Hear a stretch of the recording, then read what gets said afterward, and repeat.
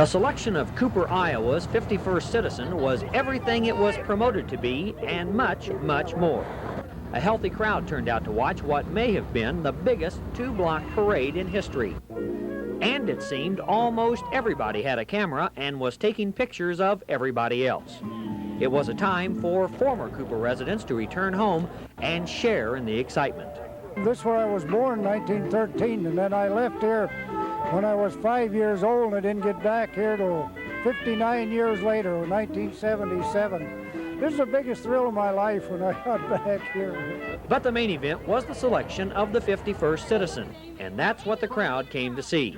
Some of the nominees were waging a lobbying campaign for public sympathy, while others were satisfied just to be in the public eye.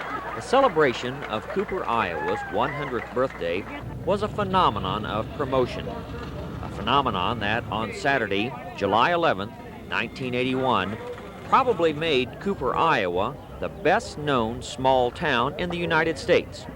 It was a hot day, hot even by Iowa standards for a midsummer day, but spirits ran very high. Join with us as we relive those exciting moments leading up to that big announcement. Gerald Lawton has the key to that strong box. He is now unlocking the strong box. We're going to see if we can get out that fruit jar.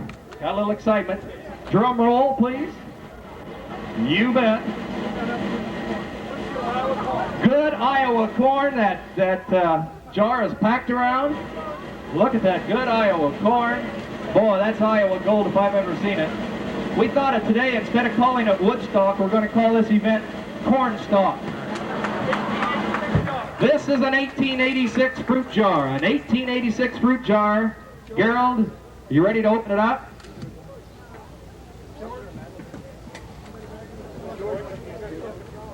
Okay, we're going to open this thing up. Okay, Gerald, turn around here. Gerald, go ahead and pull it out and read the winner, will you please? You're going to have to talk into here. Ladies and gentlemen, get set. One more drum roll. Wait a minute, let's tell them what they'll win. The winner of the 51st resident of Cooper, here's what win, you can work on that. A lifetime tennis pass to Cooper's famous tennis court. Free fishing rights to Cooper Secret Fishing Hole. A free oil and lube at the garage of your choice in Cooper. There's only one, Garrity's. 1 free week for your family to a real Iowa farm of your choice with meals, horseback riding, and chores will be included. World Shoes. And we're going to rename this main street right down through town after the famous celebrity. Gerald Lawton's got the, Gerald Lawton has got the winner. Gerald, who is it? The nominees are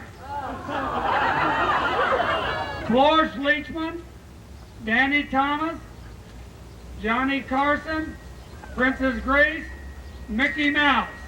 And then came the moment of truth. The winner is Johnny Carson!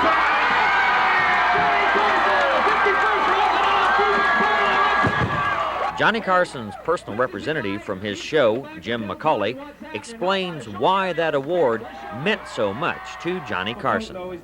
He is intensely competitive.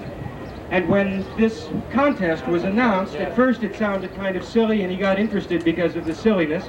But when he got you guys on the air and he found out that people like Danny Thomas had been applying, all of a sudden he wanted it. And you have made him very happy today. He is going to be real pleased about this.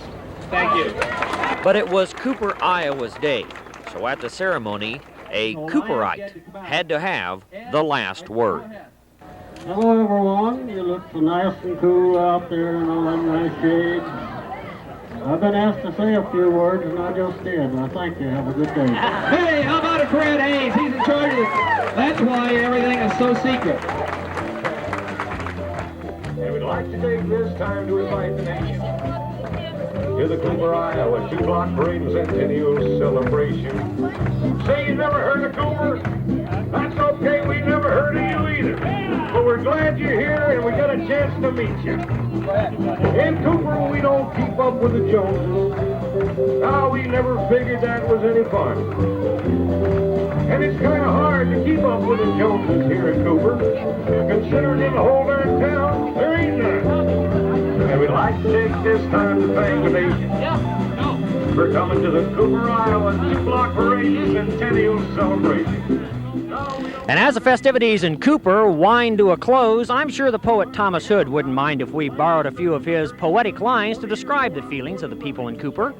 Peace and rest have come at last, and all the day's long toil is past, and each heart in Cooper is whispering, home, home, sweet home, at last.